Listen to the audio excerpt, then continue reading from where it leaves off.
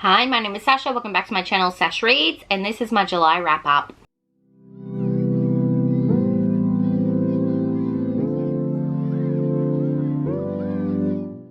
Now, for the month of July, I read a total of 13 books. That is a total of 4,187 pages. 4 authors of color I read from. The best book I read this month was Between Wrath and Mercy by Jess Wisecarp. This was an easy 5 out of 5 stars for me. The sequel comes out soon. I'm so excited. I will talk about it more later on, but yes, definitely best book of the month, and I really need to get my own copy because I want to reread it again, like easily. And then my worst book was Women Eating by Claire Coda. I do have a vlog out for this. I will link that up above for you, but yeah, that was let's just say that's just not for me. This vampire who was the worst vampire, and not her own fault, it was her mum's fault, but still, like, let's just not.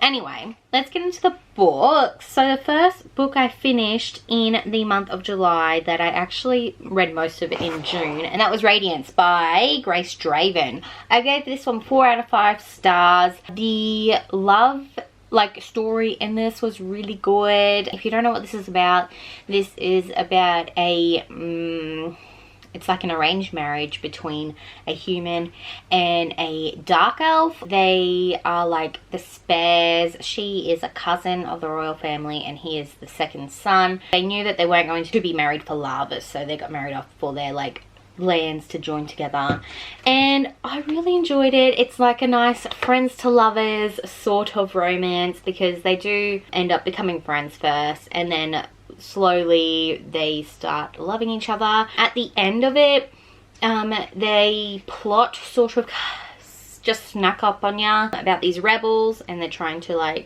infiltrate and kidnap, and so I definitely want to complete the series so I can find out what happens to this couple. Definitely a favorite, and hopefully reading the rest of the series will make it more of a 5 stars for me. I also finished off Gideon the Ninth this month as well. That was another 4-star read.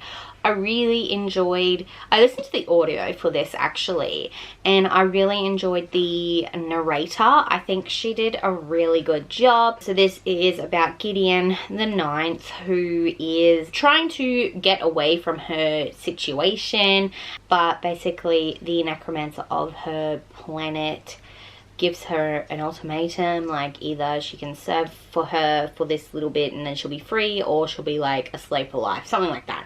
Anyway, so Gideon becomes her swords person. When they get to this competition thing, murders start happening, and so they need to try and figure out who's murdering people. Look, the vibes were good. I really enjoyed the vibes of it. If you watch Piera Ford, she talks about it a lot. She does it so much better than me, so yeah, go check this book out. I really enjoyed it. Think of lesbian necromancers in space. That's all you really need to know about this. I then read I Am Not Starfire on Hoopla, I think, and it was a fun little graphic novel about this girl. She is the daughter of this superhero called Starfire. She's I'm not Starfire. I'm the exact opposite of Starfire, and her mum is trying to save the world but also trying to raise this teenager. They really have nothing in common, so it's about their relationship. It's also about the main character's relationship with another girl, which was really cool. I gave this one 4 stars as well. It was a cute little graphic novel, and yeah, definitely go check it out if you can. And then read my favorite book of the month, and that was Between Wrath and Mercy by Jess Wisecarp. I gave it 5 out of 5 stars, obviously. So this is about Emmeline. She's just living her life in this small country town. She's got a 16-year-old daughter, 14, 6-year-old, I don't know. She's got a teenager daughter. She's got a husband who she really has nothing to do with. They're mainly just husband and wife in title, not in actual relationship, because she was married off to him when she was younger. Anyway, back in the day when Emmeline was a teenager, her sister was the chosen one basically, and she was engaged to marry the prince of the land. There was this war, this battle that happened, and her sister died. Flash forward to present time, and her daughter is supposedly the next chosen one. So Emmeline's like been trying to keep her quiet. She doesn't want like the people to know that she's the chosen one, because she doesn't want what happened to her sister to happen to her daughter. So one day the dad is going off to do whatever he does, and to go to like the main town basically, and the daughter's like, Dad said I can go, can I go please? And her mum's like, yep, sure, you gotta make sure like you gotta protect yourself, you do everything your dad says, hide your hair, things like that. Anyway, her daughter gets kidnapped, and so Emmeline then has to go back to her past and ask the Bloody Prince for his help to try and get her daughter back. And it was so good. Oh my goodness, the relationship between the Bloody Prince and Emmeline, because it is second chance as well, like you'll find that out. It was so good. And then there's sex scenes, oh my gosh, like, and because Emmeline, she's like mid-30s, and she's like I don't look the same, like I've had a child now, like this is all different. And the way that the Bloody Prince just worshipped her, and it was so good. And then the magic system in this book as well. So Emmeline is like a healer. The prince, who I cannot remember his name at the moment, I'm so sorry, he can work with elementals, and he can also like open portals. There's like another girl there who has like she can like control animals sort of thing. So yeah, a whole bunch of different magics. The friend group that Emmeline goes back to, Rainier, her name's Prince Rainier, sorry. So yeah, the like Prince Rainier's like friend group, like it gave me Inner Circle vibes. So if you are looking for like Akamath vibes, definitely pick this book up. I think it's very underrated and underhyped, and more people should be talking about this book basically. The next book I read was The X List by Evie Mitchell. This was a novella. I gave it 4 out of 5 stars. This one was about this girl. Yeah, no shit, Sherlock. She comes to this town. She goes to like this bookshop / coffee shop because she needs coffee. And the guy there was like insta-lust. He's like, yep, like I don't date much, but like I could date her. And then she goes, oh, I don't read. I don't like reading. And he's like instant like, meow, meow. Like, okay, let's move on to the next one. They turn out to be neighbours. They start this like little challenge for him to, he tries to get her to start liking reading again, because he's like, maybe you just weren't reading the right books. So he recommends her books to read. It was a fun, cute little romance between them. And there is one scene where they both like masturbate and hear each other through the walls, and they know that they can hear the other, and that was a really good scene. My next 5-star was A Worthy Opponent by Katie Robert. This is the 3rd book in her Wicked Villain series, focusing on Tink and Hook. And this is Marriage of Convenience, and I love that trope apparently, so I'm going to find more Marriage of Convenience tropes to read. Basically, Tink has been let go of her like contract with Hades, and she's like trying to find out where to go without Peter Pan trying to kill her. So Hook takes her in and is like, Peter Pan won't get you if you marry me. And so they do that. And Tink has anxiety, and the way it was represented, like I felt that. Like I felt seen.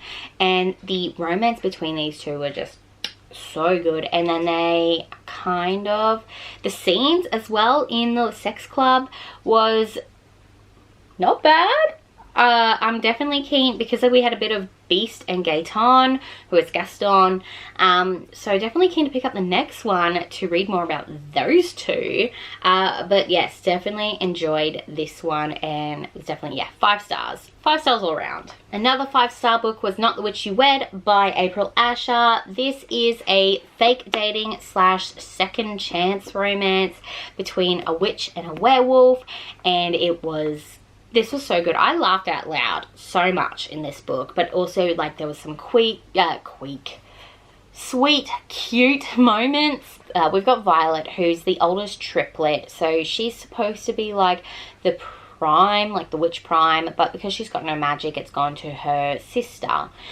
So Violet's just trying to like live her life. She works at this bar. She also like volunteers at like this PCYC sort of thing. Then we've got Lincoln, who's the alpha of the North American shifters, and he's been told that he has to basically find a mate in the next couple of like months before his birthday, or they're going like the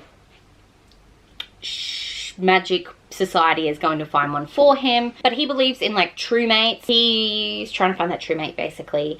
And then Violet gets told that she also has to get married very soon, or she'll be banned from like the magic society. And so Lincoln and Violet start up a little fake dating situation while they are exploring themselves again, because Lincoln hurt her when she was a teenager. They're also like exploring like what happened back then, and it was really enjoyable. I really loved it. There was some steamy scenes as well as some very sweet scenes, and I'm definitely keen to pick up the second book, which focuses on the next sister, Rose. Then read the worst book of the month, and that was Woman Eating by Claire Coda. This is about this vampire who is living in like London or something now. She can only eat pig's blood because that's what her mum raised her to be. Like because pigs are dirty, and they are dirty because they're vampires. So she's trying to navigate life without her mum. So she's a very bad vampire. She finds out that buying pig's blood is actually, like, someone selling pig's blood is actually illegal. She starts getting hungry. She like finds this dead, like almost dead duck on the river. Oh, it was really random. And like the only reason like it wasn't 1 star is like the last like 10 pages where she becomes not really a badass, but she like gets her revenge on this one guy, and that's about it basically. But yeah, it was definitely a waste of time reading that book. I then read Sweet Berries by C.M. Nescotia. I read that for the eating vlog as well. I gave it 3 out of 5 stars. Sweet Berries is about this Mothman and a human getting it on. Really, it was kind of cute. The Mothman was feeling pretty one-dimensional until the end when he had the scene where he's like, I'm getting hangry, and that was pretty funny, but that's about it. I then read Zodiac Academy 1, The Awakening by Caroline Peckham and Suzanne Valenti. This is about twins Tori and Darcy Vega. They are humans, but they get told they're actually fae. So they get sent to this fae world, and they find out that they're actually heirs to the throne. Their dad was the Savage King. Anyway, for them to prove their worth, basically, they need to go to the school and try and learn and control their magic and fight off the 4 heirs of the Celestial Council who was ruling the world while the twins were in the human world, basically. This is a bully romance. The bullying in this was pretty intense, I'm not going to lie. I don't know why I'm still reading it. There's just something in it that just makes me want to pick up more. I gave it 3 out of 5 stars. I have just finished the second book, and that one was a 4, so I think it's getting better. It was a fun read. Like it was funny as well. Like, people don't really talk about the funny bits. So yeah, this is more like a comedy. Like, the romance doesn't really happen until maybe book 2, book 3. Like, not bad, not good, but definitely going to be finishing the series off. I then read Sweet Hand by N.G. Peltier. This is a Caribbean romance between these 2 people. I think it's Charisse and Kieran. They are lifelong rivals, basically. His best friend and her sister are getting married, so they're like the maid of honor and best man, and they have been told that they need to work together for the bachelorette / bachelor party, and so they start getting closer, but she has reservations because he works in the same industry as her ex, who made a big fool of her, and she is this baker, and she makes the most delicious sweets in the world. And yes, they had some fun moments between them, and then when they started like getting it on, like they were keeping it a secret, and just like that thrill of them like trying not to get caught, that's what I really liked about that. But yes, I'm definitely going to pick up more from this author, and yeah, I really enjoyed it. I did read it for that eating food vlog as well, so I'll link that down below for you to read, to watch too. I then read The White Girl by Tony Birch. I gave this one 5 out of 5 stars. This is about this indigenous lady who lives on this mission, and her granddaughter is light-skinned. It's about those two trying to get away from the mission because some shit goes down, and I really enjoyed it. I listened to it on audiobook. Yeah, I listened to it on audiobook. I really enjoyed the narration on this. There were some really sad moments, and definitely look up the trigger warnings for this because it is like based back, I don't know if it was based in the 30s, possibly 30s or 40s maybe, in Australia.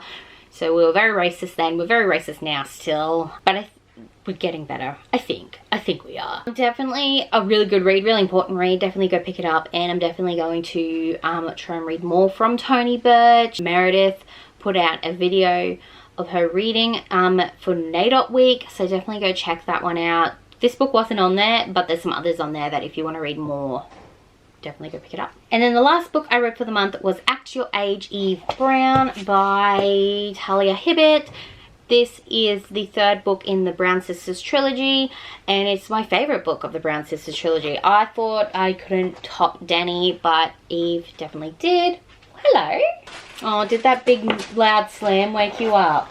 The relationship between Eve and, what was his name? Jacob, was really good. I really enjoyed it. And then also the way that they spoke about autism and people with autism, and how Jacob's like kind of hinted and then Eve like looked it up for herself. Really enjoyed it, and definitely, yeah, my favorite of the Brown Sisters trilogy. So yes, that is all the books that I read in July. Let me know down below what your favorite book of the month was, and did we read any of the same books? Let me know. Don't forget to like, comment and subscribe if you want to see more from me. You can also add me on Goodreads, Instagram and Twitter. They're all at sashreads.